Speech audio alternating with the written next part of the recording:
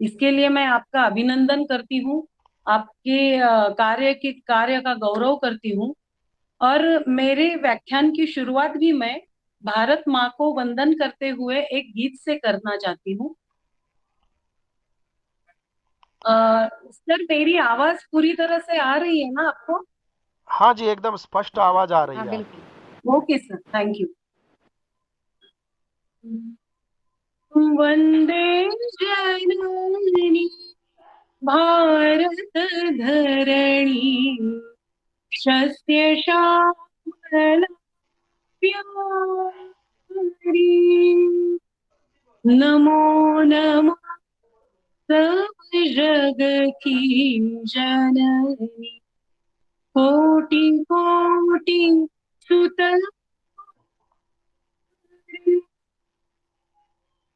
उन्नत सुंदर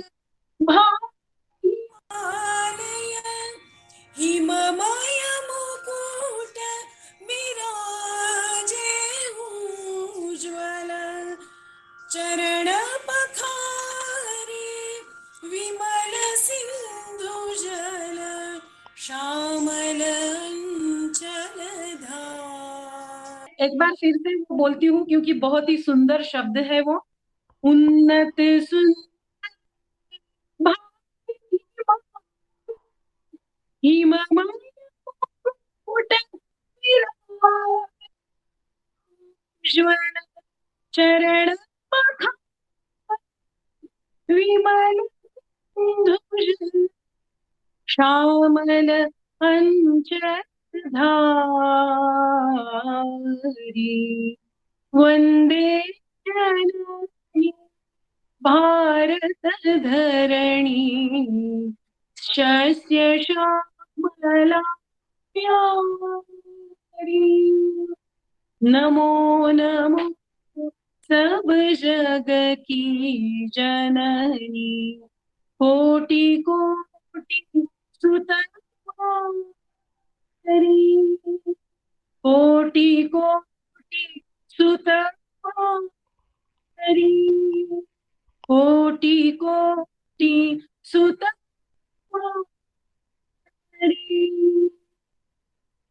तो इस हमारी भारत भूमि को कोटि कोटि नमन करते हुए मैं मेरे व्याख्यान की शुरुआत करती हूँ। शुरुआती में ही मैं हिंदी विभाग के विभाग प्रमुख डॉक्टर विजय सिंह ठाकुर सर इन थे। तो यहाँ पे आपने बताया था कि बहुत गुणी लोगों के व्याख्यान आपने आयोजित किए थे, और उसी श्रृंखला में मुझे भी आज यहाँ मेरा सादरीकरण करने का मौका मिल रहा है। तो इसीलिए मैं आप सबका धन्यवाद व्यक्त करते हुए मेरे आज व्याख्यान की शुरुआत करती हूँ। तो आज का आपने जो विषय दिया है या मैंने चुना है, क्योंकि मेरा पसंदीदा विषय है यह। क्योंकि रोज जब हम बच्चों को सिखाते हैं, पढ़ाते हैं, तो गाना सिखाना बहुत कठिन एक कार्य है। ऐसा मुझे लगता है, क्योंकि ये कला है और ये सिखाई नहीं जा सकती। ये जो कला है ये अंदर से बाहर निकालनी पड़ती है। तो बच्चों के अंदर वो कला है ही, हमें हमारा काम इतना ही है कि हम वो कला उनसे बाहर निकालें। तो ये बहुत कठिन कार्य मुझे लगता है। और ये कार्य करते समय जब मैं एखादा राग, एखादा बच्चों को पढ़ाती हूँ, तब ऐसा लगता है कि ये राग पढ़ाते समय उन्हें किन किन तरह मैं बताऊं, कि कैसे बताऊं कि ये राग के स्वर कैसे निकाले जाए। और फिर ऐसा करते समय जो मैंने अनुभव प्राप्त किया है, जो मैंने अनुभव लिया है, वो कुछ अनुभव की बातें ही मैं आपसे शेयर करती हूँ। साहित्य के विषय में मेरी इतनी जानकारी नहीं है। मैं पहले ही आपसे थोड़ी क्षमा मांगती हूँ, क्योंकि इतना डिटेल मैंने कभी साहित्य के बारे में सोचा नहीं है। फिर भी मैं जितना समझ सकती हूँ, मैं जितना विचार करती हूँ, उतना आपसे बताने की कोशिश जरूर करूंगी। और उसमें अगर आपको कुछ अच्छा लगे तो वो मेरी गुरु की देन है, ऐसा समझूंगी मैं। मेरे गुरु की कृपा है मेरे ऊपर, ऐसा समझूंगी। तो जैसा कि साहित्य और संगीत, क्योंकि दोनों भी एक दूसरे से अधूरे हैं, ऐसा मुझे लगता है। क्योंकि साहित्य के विषय में हम जब सोचते हैं, तो मुझे ऐसा लगता है कि साहित्य जब तक हमारे दिमाग में है तब तक वो एक विचार है, और जब हम वो मुंह से बाहर उच्चारण करते हैं तो वो संगीत बन जाता है। अब आपको जैसे मालूम है कि अ, गद्य साहित्य और पद्य साहित्य, अक्सर हमें ऐसा लगता है कि सिर्फ पद्य साहित्य ही गा सकते हैं हम, और उसको ही संगीत की जरूरत है। लेकिन मैं ऐसा सोचती हूँ कि अगर हम गद्य साहित्य का भी विचार करेंगे तो भी हमें संगीत की जरूरत होती है। क्योंकि जब तक हम उच्चारण सही ढंग से नहीं करेंगे, तब तक जो शब्द के पीछे वो भाव है, वो हम श्रोता तक पहुंचा नहीं पाते हैं। क्योंकि एक ही शब्द रहता है, अलग अलग ढंग से हम जब उसका उच्चारण करते हैं तो उसके अर्थ अलग अलग होते हैं। इसी उपलक्ष्य में मैंने थोड़ा प्रयत्न किया था कि साहित्य की परिभाषा क्या है। तो साहित्य की परिभाषा मैं जब जानने लगी, तो बाकी मैं डिटेल में ज्यादा नहीं गई, लेकिन मुझे जो आज की विषय से अनुसार लगी, वो आचार्य भामह ने अपने काव्यालंकार ग्रंथ में एक परिभाषा कही है, शब्दार्थो सहितो काव्यम। तो मुझे ये मेरे विषय के अनुसार लगी। और एक मुझे ऐसा लगा कि आचार्य विश्वनाथ ने साहित्य दर्पण में वाक्यम रसात्मकम काव्यम ये व्याख्या की है। तो ये दोनों भी व्याख्या जैसे मुझे ऐसा लगा कि आज के विषय के अनुसार है। तो पहली जो व्याख्या है वो शब्दार्थो सहितो वाक्यम। तो शब्द का जब तक अर्थ हम प्रतीत नहीं करेंगे, तो वो साहित्य कुछ काम का नहीं है, ऐसा मुझे लगता है। क्योंकि उसके भाव जो है, हमने किस भाव से लिखा है, वो जानना जरूरी होता है, वो गद्य साहित्य हो या पद्य। तो इसलिए जो नाद, हम जो संगीत में नाद का उपयोग करते हैं, जो नाद हमें संगीत में उपयोगी है, वही नाद शब्द जब हम उच्चारण करते हैं उस समय भी वो नाद बहुत ही उपयोगी है। क्योंकि हम अगर जाओ, एक ही शब्द है वो जाओ, हम बहुत तरह से कह सकते हैं कि एखादा विद्यार्थी है, उसका क्लास समाप्त होने के बाद हम जाओ कहते हैं, वो अलग बात है। एखादा अधिकारी व्यक्ति है, तो वो अपने जो काम, हाथ के नीचे काम जो करते हैं उनको बोलते हैं कि जाओ, वो अलग बात है। माँ अपने बेटे को कहती है, वो अलग बात है। हम ऐसे बहुत सारे उदाहरण दे सकते हैं, जैसे कि सर ने बताया, मैडम ने भी बताया कि मैया मोरी मैं नहीं माखन खायो। तो इसमें भी जब हम अनूप जलोटा की ये गीत सुनते हैं उनसे, तो ऐसा लगता है कि वो कितनी तरह से वो बताते हैं कि मैं नहीं माखन खायो। तो मुझे लगता है ये जो वो बताते हैं, तो माँ के अलग अलग भाव भी बताते हैं और बेटे के भी अलग अलग भाव बताते हैं। हमारे गीत में भी ऐसा ही, कौन सा भी आप गीत लीजिए उसमें भी ऐसा ही रहता है कि हम क्या बताना चाहते हैं। जैसे मैंने अभी वो वंदे जननी बोला, मैंने गीत बोला, तो उसके पीछे जो हमारे भाव है वो भाव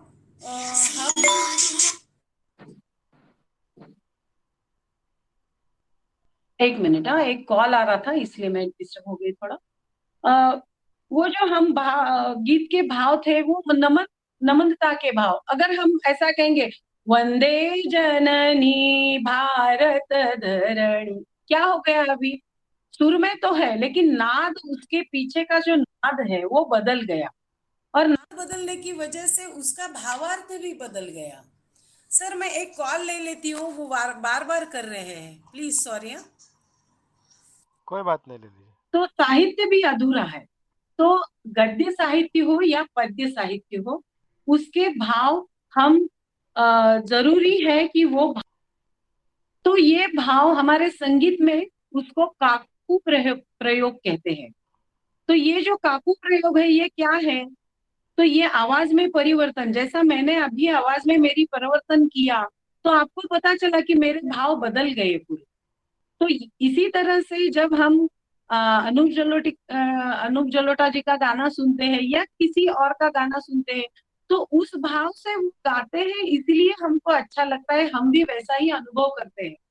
और ये हम जो गाने वाले होते हैं वो हमारे दिमाग में वो पूरी बात अनुभव करते हैं। हम, वो मैया दिखती है हमको, वो माखन दिखता है, वो कन्हैया दिखता है, तो ही हमारे मुंह से वो भाव प्रतीत होते हैं। और इसीलिए हम जो चित्र हमारे अंदर तैयार करते हैं, वही चित्र हम अगर सामने श्रोताओं को भी मन में अगर प्रतीत कर सके, तो ही वो सह अनुभव कर सकते हैं। उसको सह अनुभूति ऐसा कहते हैं। उनको भी वही अनुभव आता है, उनके सामने भी वही चित्र उपस्थित होता है, और वो भी उसका अनुभव करते हैं और आनंद लेते हैं।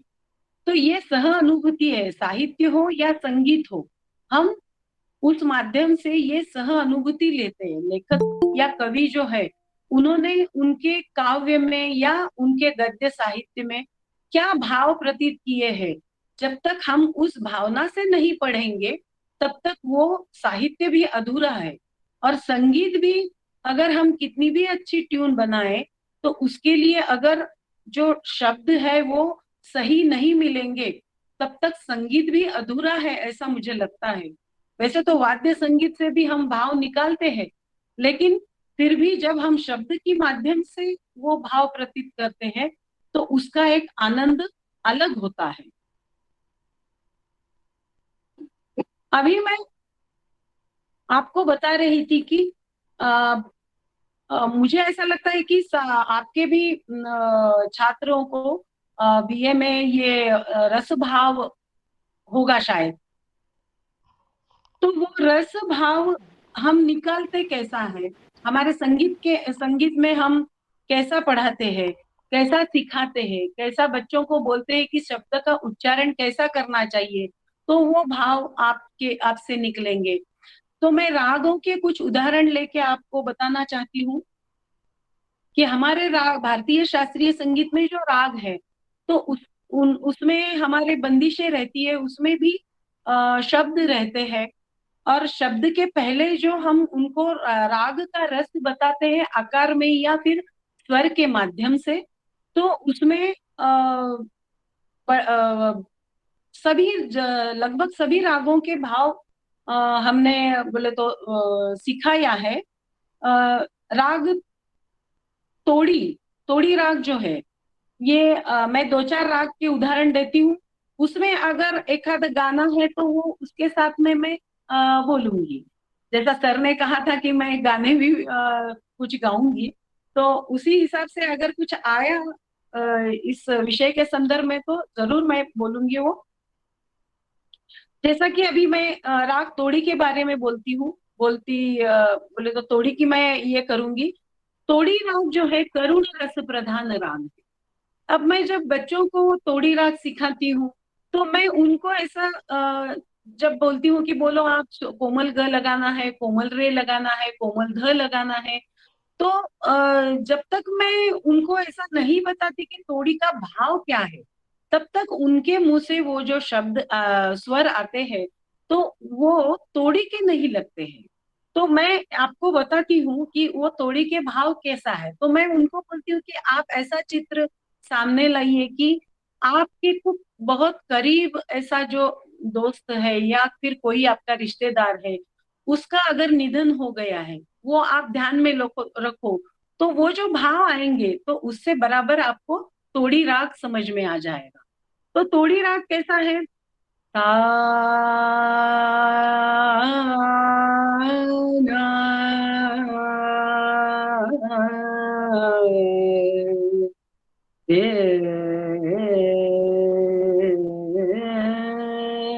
ना, ये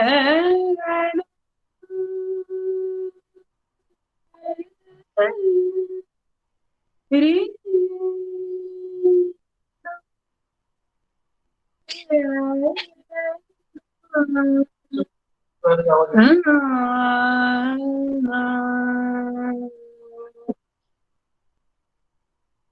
तो मुझे लगता है आपको ये सुनाई दिया होगा अच्छी तरह से।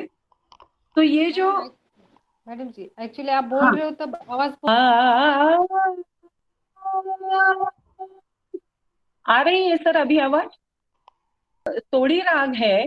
तो मैं बता रही थी कि इसके करुण जो भाव है, तो जब तक मैं ये चित्र विद्यार्थियों के मन में नहीं ये करती, तब तक वो समझ नहीं सकते कि ये सुर कैसे लेने हैं।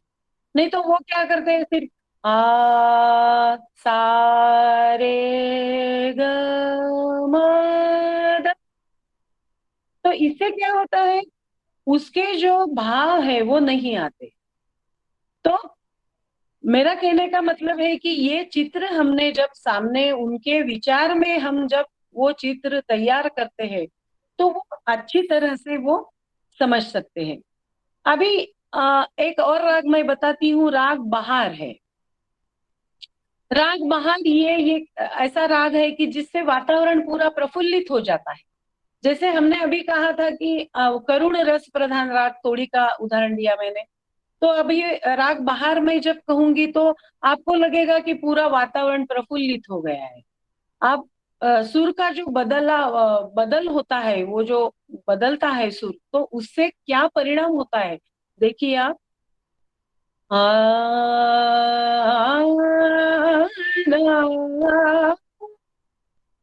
आ,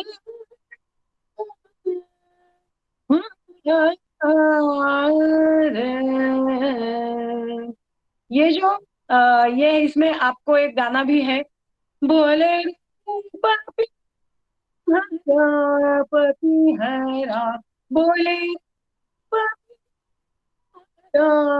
पपी हरा, एक मन प्यासा, एक मन प्यासा। तो ये जो वातावरण में बदलाव आया है, ये किसकी वजह से आया है कि ये हमने जो सुर लगाए हैं ये बाहर के सुर है।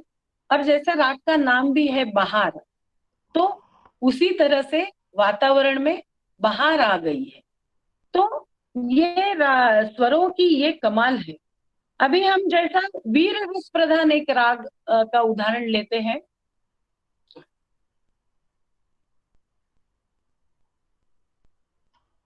तो ये वीर रस प्रधान राग है शंकरा।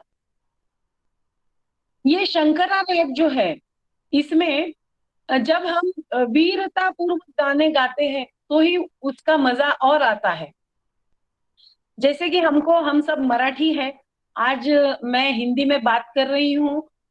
यहाँ सब हिंदी के विद्वान लोग हैं। मेरी हिंदी इतनी अच्छी नहीं है, फिर भी मैं ये थोड़ी डेयरिंग कहूंगी उसको, कि मैंने ये डेयरिंग किया है कि मैं हिंदी में बात कर रही हूँ।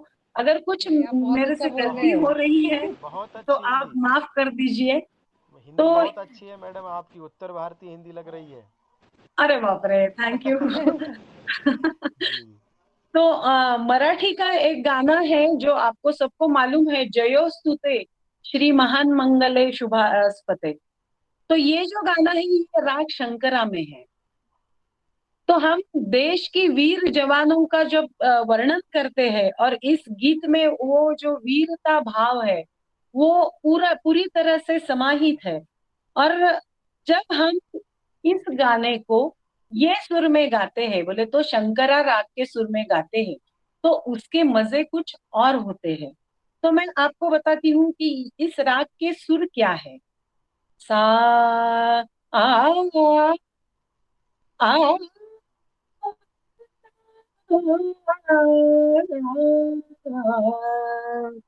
बोले तो इसका सुर जो है, सा ग प नि ध सा नी प ग प ग सा।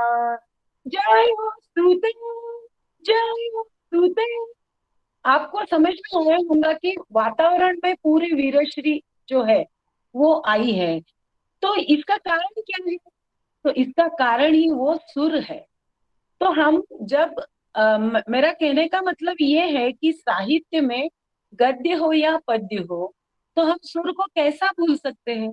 अगर एखादा साहित्यिक वीरता की कुछ बातें कर रहा है और उसका सुर अगर हम भारत देश के इसमें उपलक्ष्य में बोल रहे हैं, तो ऐसा ऐसा कैसा हो सकता है? ऐसा मुझे लगता है कि उनके सुर में भी वो जो ताकत है, वो जो वीरता है, वो जब तक नहीं आएगी।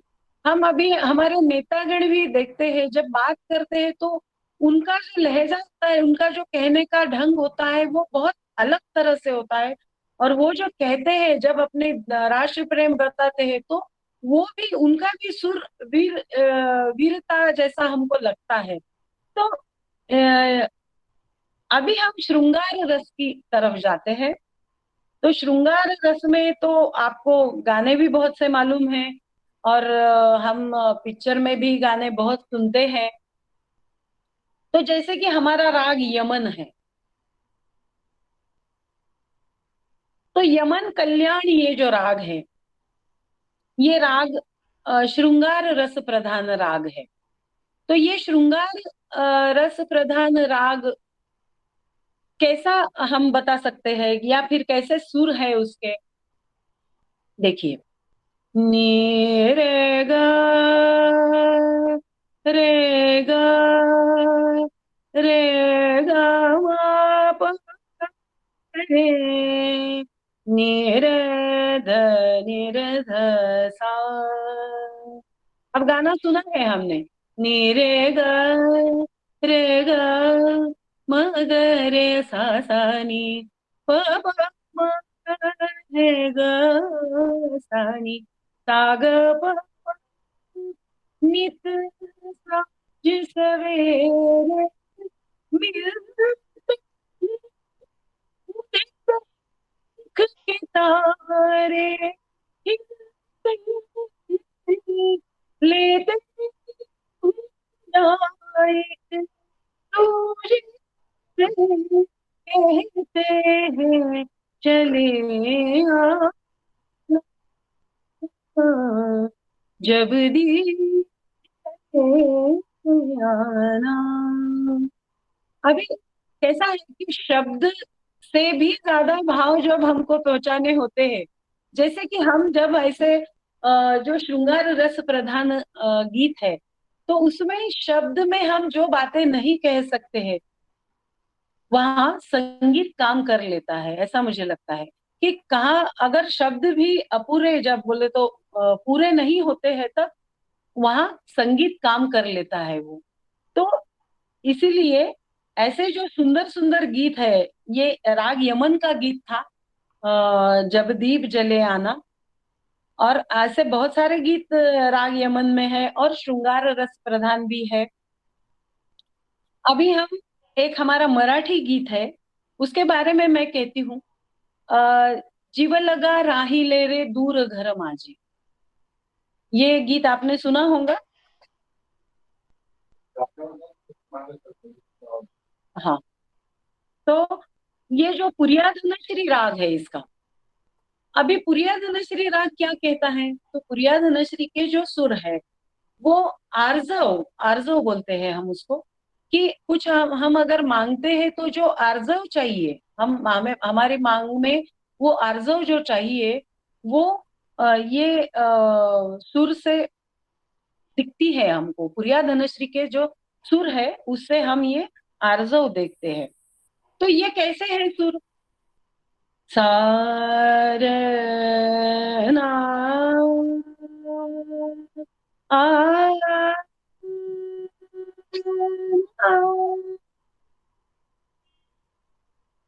ना, आ,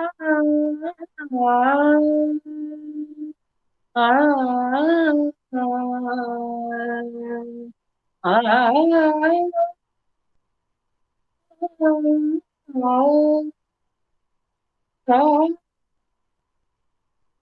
आ,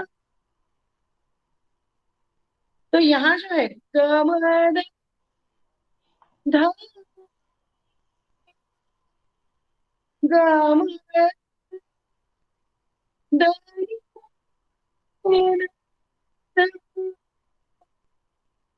म, रे ग रे म ग रे सा।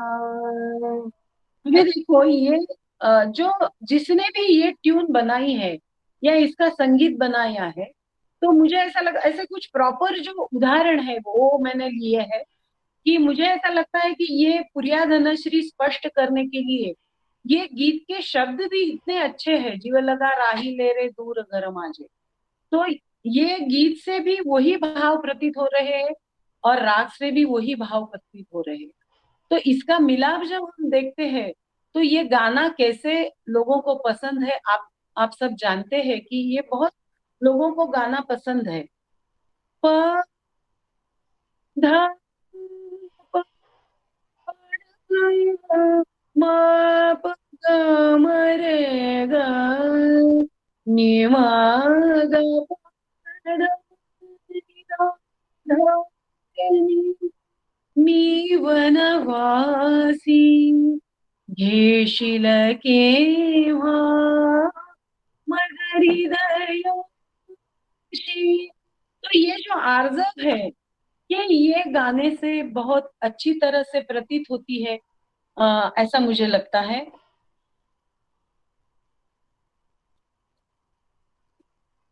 और जैसा सर ने कहा कि वेद काल से हम जो रुचा का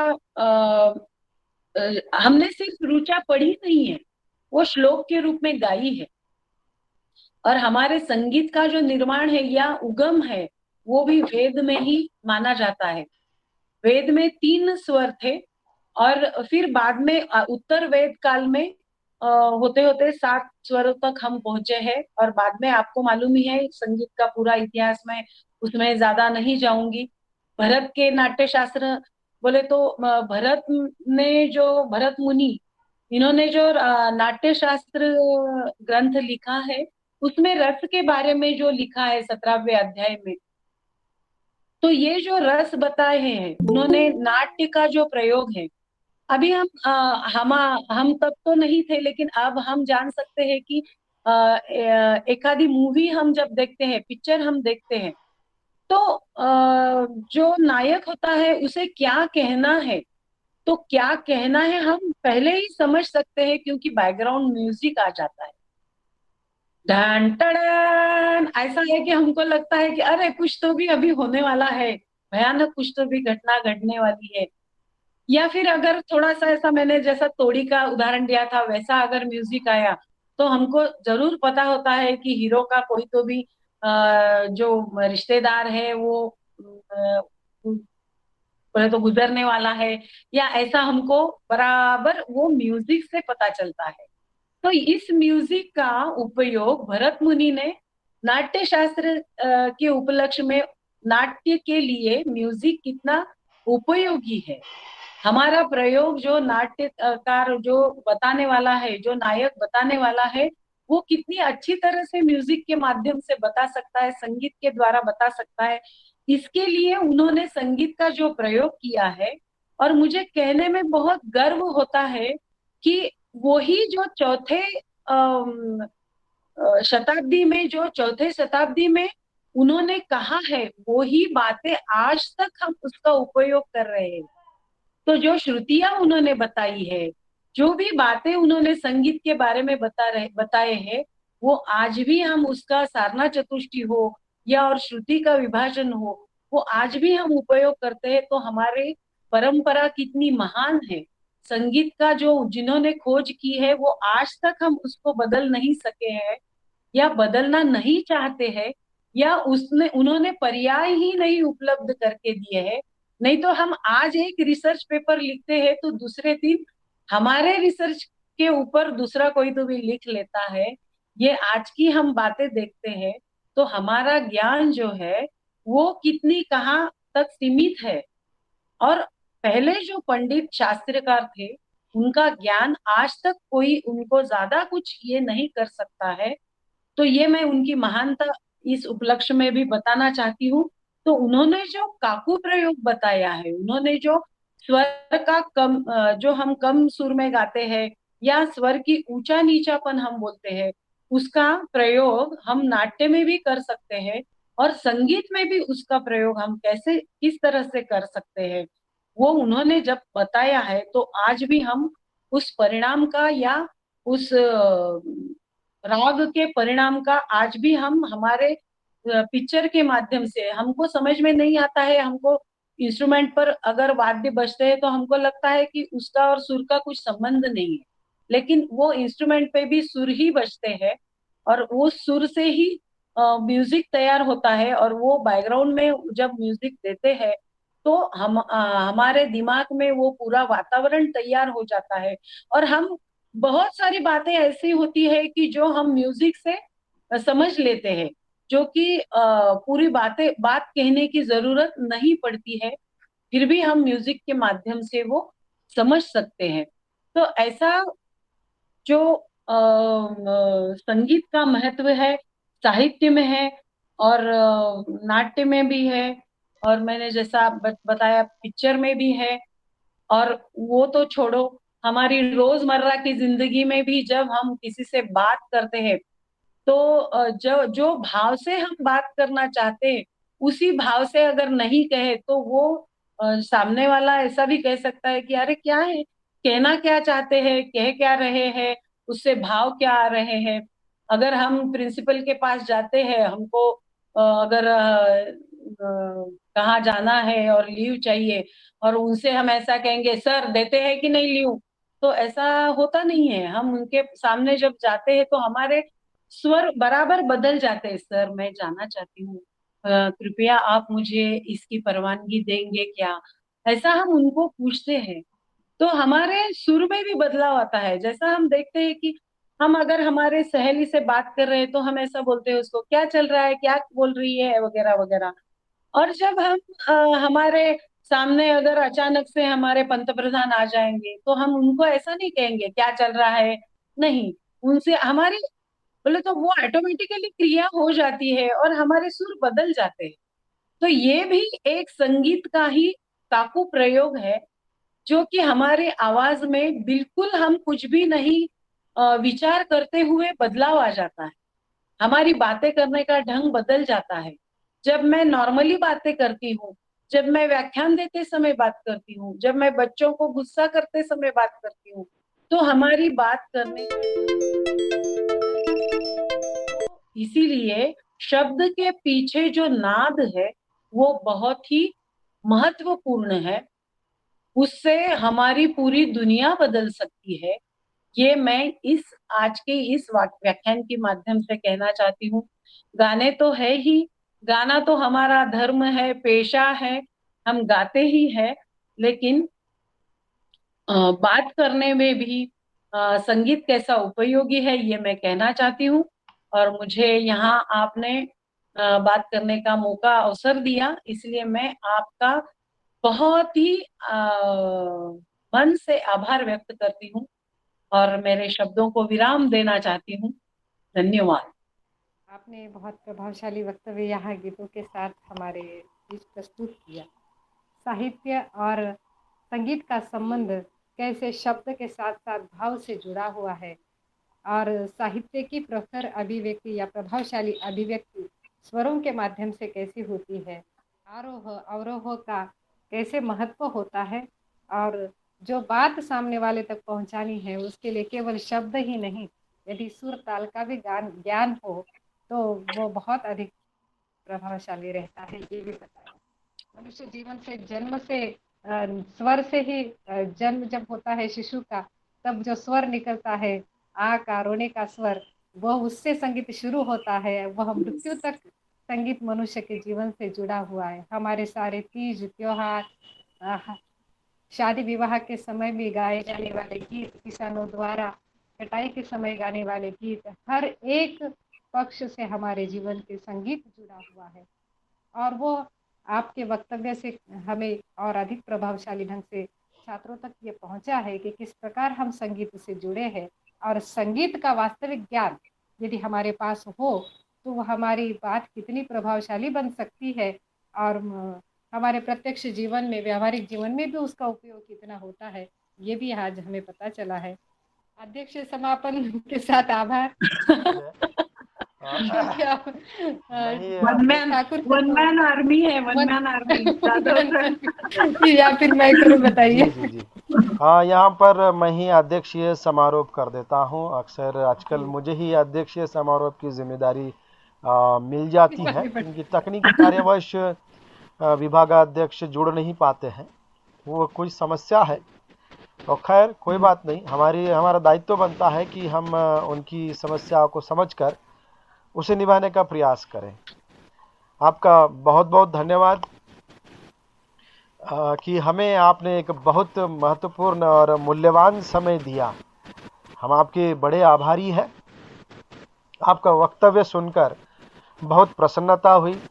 माना कि कुछ तकनीकी कठिनाई थी जिसके कारण आपके जो सुर थे वो ठीक तरह से पहुंच नहीं पाए, लेकिन 80% पहुंच पाए।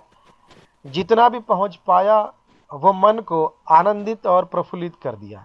जिस प्रकार से रस का उद्देश्य ही होता है कि रस आनंद की प्राप्ति करना, ये उसका इसका जो उद्देश्य है, बिल्कुल उसी प्रकार से आपके जो विभिन्न राग आपने बताए, जैसे कि कहा कि मनुष्य के जीवन में भाव का बड़ा महत्व है, शायद इसीलिए स्वभाव शब्द का जन्म हुआ। बिना भावों के मनुष्य जीवित नहीं रह सकता। वास्तव में ये संगीत से ही निर्मित भाव है, और साहित्य ही नहीं बल्कि जीवन से भी जुड़ा हुआ यह संगीत है।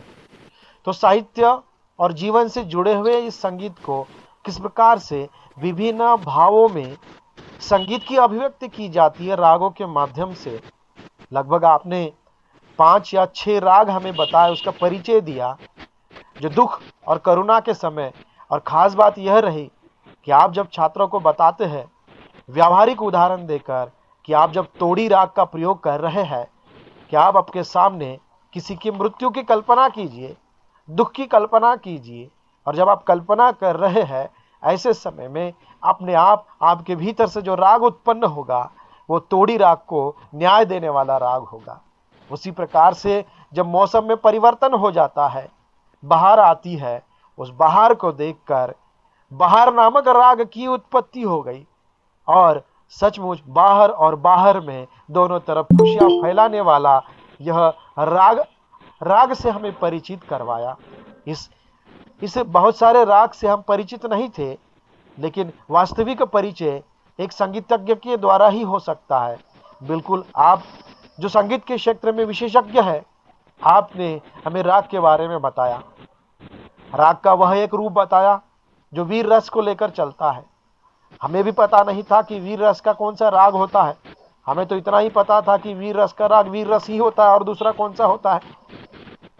भूषण की जो छंद होते हैं, इंद्र जिमी जम्ब पर बाड़ो सुअंब पर, ये वीर रस में गाया हुआ है। लेकिन हमें इतना ही पता है कि इसे वीर रस कहते हैं या वीर रस का राग। लेकिन वास्तविक राग किसे कहते हैं, वीर रस के लिए किस राग का प्रयोग किया जाता है, शंकरा नाम का जो राग था उस राग से हमें परिचय करवाया। साथ ही श्रृंगार रस को लेकर केवल आपने रागों के बारे में बताया नहीं, बल्कि राग के उदाहरण आपने बताए और कहा कि जहां पर शब्द काम नहीं करते हैं वहां पर सुर काम कर देते हैं। बात तो सही है कि बहुत बार जब शब्द काम नहीं करते तो संगीत काम कर देता है और सामने वाले का काम बन जाता है। और एक पुरिया धनश्री नामक राग का उल्लेख करते हुए हिंदी गीतों के साथ मराठी गीतों का भी आपने एक सुंदर प्रयास किया। हम महाराष्ट्रियन है, मराठी प्रांत से है, तो मराठी गीत का आना स्वाभाविक ही है, वह हमारा कर्तव्य, हमारा दायित्व बनता है। जहां पर आपने बहुत ही अच्छी बात बताई कि अर्जी करने वाला, रिक्वेस्ट करने वाला, जहां पर अर्जी या रिक्वेस्ट की भावना आती है, ऐसा राग जो पुरिया धनश्री के रूप में बताया। लगभग आपने 5 राग हमें बताए। इन 5 रागों का परिचय हमसे करवाया, छात्रों से रागों का परिचय करवाया। बहुत ही सुंदर रागों का परिचय, केवल रागों का परिचय ही नहीं बल्कि उसके साथ गीतों के उदाहरण दिए। और उदाहरण देते समय भी आपके उदाहरण, जिसे हम कहते हैं कि वो व्यावहारिक उदाहरण है, बिल्कुल व्यावहारिक उदाहरण थे। सुरीले कंठ से सुरीले रागों को सुनना एक सुखदायक और आनंददायक बात होती है। सुनकर बड़ी प्रसन्नता हुई। आपके वक्तव्य का आरंभ काव्य की परिभाषा से हुआ, शब्दार्थों सहितों से लेकर, और हम देखते हैं कि वह शब्द के पीछे जो नाद होता है उससे जीवन बदल जाने तक की बात आपने बताई। बहुत ही सुंदर आपने आज का वक्तव्य प्रस्तुत किया। मैं आपका बहुत बहुत हिंदी विभाग यशवंत महाविद्यालय की ओर से बहुत बहुत आभारी रहूँगा, ऋणी रहूँगा कि आपने हमारे केवल एक बात कहने पर ही वक्ता बनना स्वीकार किया और साहित्य और संगीत के बीच का सूक्ष्म अंतर हमें बताया और सुरीली आवाज में आपके गीतों को सुनने का मौका मिला। इसलिए मैं हिंदी विभाग की ओर से आपका बहुत बहुत आभारी हूँ, धन्यवाद ज्ञापित करता हूँ। और साथ ही इस कार्यक्रम में बहुत ही सुंदर तरह से इस कार्यक्रम को एक सूत्र में बांधने वाले, पिरोने वाले, सुंदर संचालन करने वाले, केवल सुंदर संचालन नहीं बल्कि समीक्षात्मक बात रखने वाले मैं डॉक्टर ज्योति मुंगल जी का भी यहाँ धन्यवाद ज्ञापन करना चाहूँगा। क्योंकि जब सूत्र संचालन होता है तो सूत्र संचालन में हाजिर जवाबी होना बहुत ज़रूरी होता है। और यहाँ पर सूत्र संचालन का जब वो दायित्व निभा रहे थे तो वहाँ पर उनकी यह गुण हमें दिखाई दिया।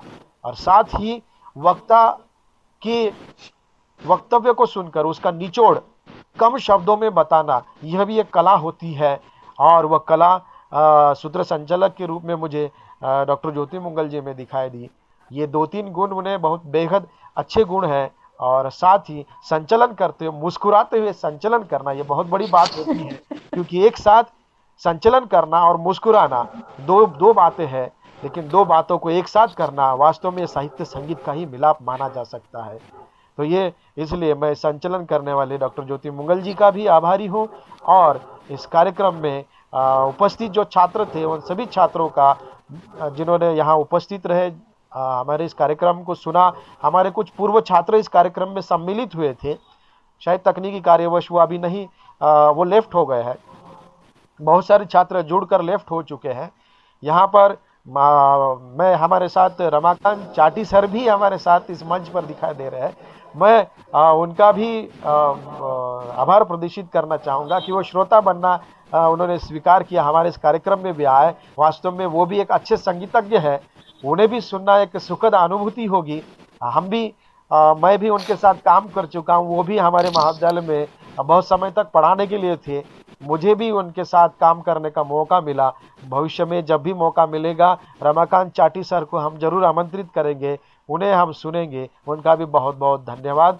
और इस कार्यक्रम में हिंदी विभागाध्यक्ष ने जो हमें अनुमति कार्यक्रम लेने की, मैं उनका आभारी हूँ। डॉक्टर शोभा ढानकीकर मैडम जी, उन्हीं का भी मैं आभारी हूँ जिन्होंने इस कार्यक्रम के लिए हमें सहयोग प्रदान किया। और कार्यक्रम समाप्त होने की मैं यहाँ पर घोषणा करता हूँ अध्यक्षीय समारोह के साथ, और आभार प्रदर्शन भी इसी के अंतर्गत लेते हुए मैं ये कार्यक्रम समाप्त हो गया ऐसा पुनः घोषित करता हूँ। नमस्कार। धन्यवाद सर, धन्यवाद सर। जी जी मैडम